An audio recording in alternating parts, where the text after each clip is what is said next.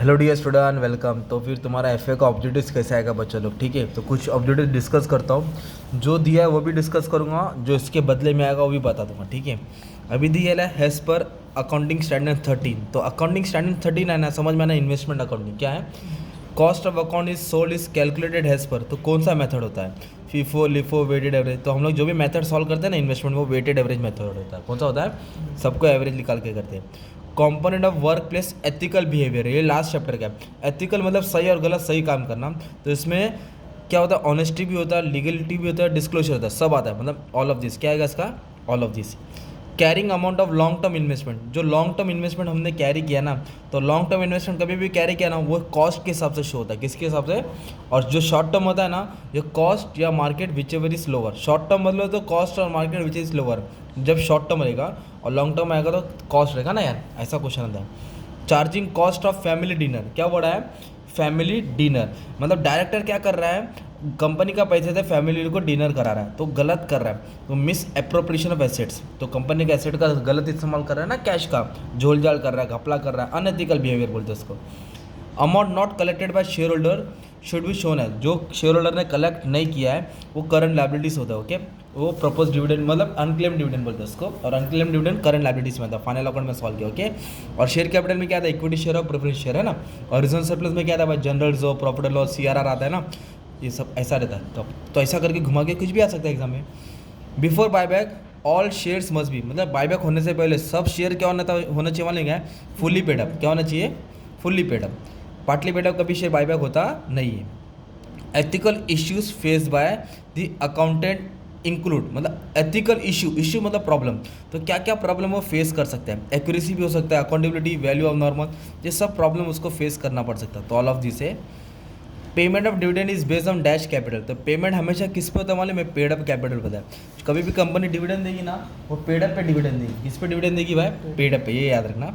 अभी तो बोला शेड्यूल 3, जो फाइनल अकाउंट हम लोग बनाते हैं शेड्यूल 3 के संबंध है। Profit and loss account to be preparing, तो जो भी अभी फाइनल अकाउंट बनता है वो वर्टिकल फॉर्म में बनता है। फाइनल अकाउंट बनता है या बैलेंस शीट बनता है वो वर्टिकल फॉर्म में बनता है। किस में बनता है भाई? Vertical format. वर्टिकल बोले तो खड़ा, और जो पहले हम लोग टी फॉर्मेट बनाते थे ना, लायबिलिटी एसेट, अभी vertical.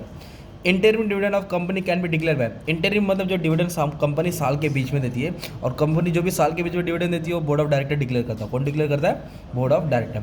Scheme of internal reconstruction, मतलब कंपनी अपना कर्जा कम करती है ना, रिक्वायर दी सैंक्शन फ्रॉम, तो किसका परमिशन चाहिए? सैंक्शन मतलब परमिशन, तो शेयर होल्डर, आर्टिकल, कोर्ट, सबका चाहिए परवानगी, सबकी परवानगी चाहिए। ये वाला ब्लैंक्स एग्जाम में आता ही है। ये वाला 8,000 शेयर था कंपनी के पास, और एक शेयर 100 रुपये का था। अभी कंपनी ने शेयर को सब डिवाइड कर दिया। क्या कर दिया? सब डिवाइड, मतलब जो 100 का था ना उसको 10 बना दिया। 100 का कितना कर दिया? 10। तो ये 10 रुपये हो जाएगा, तो एक जीरो इधर बढ़ जाएगा, तो नंबर ऑफ शेयर बढ़ जाएगा, 80,000 शेयर हो जाएगा। कितना हो जाएगा? 80,000, ये आंसर आएगा। ठीक है, तो ये तुम्हारा क्या हो गया मालूम है? कुछ ऑब्जेक्टिव्स हो गया, जो ये भी बताया, जो नहीं आया वो भी बताया। उसको बोलते हैं सब डिवीजन। क्या बोलते हैं? तो सब डिवीजन में नंबर ऑफ शेयर बढ़ता है, सब डिवीजन में नंबर ऑफ शेयर बढ़ता है। मैच ऑफ फॉलोइंग में आएगा ना। अभी तुमको ट्रू और फॉल्स बता देते हो, ठीक है।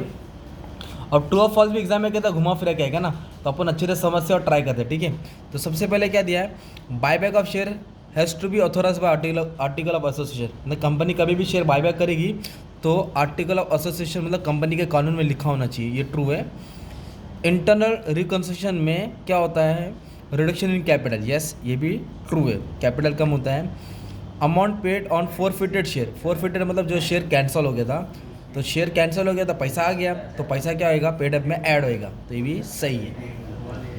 When the rights are sold, मतलब राइट शेयर जो होता है विदाउट सब्सक्राइबिंग, मतलब राइट शेयर को बेच दिया विदाउट सब्सक्राइबिंग, तो उसकी एंट्री नहीं आती। यस, उसकी एंट्री आएगी नहीं, सब्सक्राइब किया तो एंट्री आती है।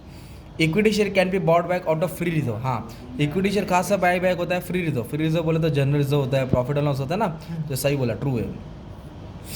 Capital reserve is a non free reserve, yes capital non free है, कैपिटल नॉन फ्री। और फ्री रिजर्व में क्या आता है? General reserve, profit and loss, और कैपिटल नॉन फ्री, ये सही बोला है।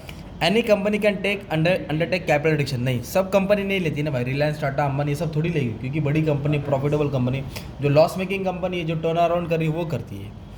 Liability in respect of bill discounted is not an example contingent liability, false, ये कंटीजेंट लायबिलिटी थी। बिल डिस्काउंटेड क्या होता है? Contingent liability. Arrears of preference dividend, short term investment are carried at cost plus only, गलत। Only आए तो false होता है, क्योंकि जो शॉर्ट टर्म होता है कॉस्ट और मार्केट दोनों में लोअर, अभी मैंने बताया था कॉस्ट और मार्केट दोनों में लोअर। कॉस्ट में क्या आता है, लॉन्ग टर्म आता है, कॉस्ट में क्या आता है, long term investment. No company can shall buy back in own share unless then less then 10%, 10 नहीं 25%, कितना होता है बायबैक का लिमिट 25% है, तो ये भी फॉल्स है। In internal reconstruction amount of share surrender by shareholder is transfer to general reserve, general reserve में नहीं जाता, कैपिटल रिजर्व में जाता है ना, अपन कैपिटल रिजर्व का सम सॉल्व किया ना, तो जब भी बैलेंस आता है लास्ट में किधर ट्रांसफर करते हैं, कैपिटल रिजर्व, तो उन्होंने बोला जनरल रिजर्व, तो ये भी फॉल्स है, क्या है, false. In ethical view ethic remain same at all time, हर इंसान हर वक्त सही काम नहीं करता है, कोई सही करता है कोई गलत करता है, तो ये फॉल्स है। तो कुछ ट्रू और फॉल्स मैंने डिस्कस किया, बाकी का पेपर अपलोड कर दिया, अच्छे से पढ़ लो, ध्यान दे दो, और भी अपलोड कर दूंगा लेक्चर तुम्हारे लिए, ठीक है। Thank you very much and all the best for your exam.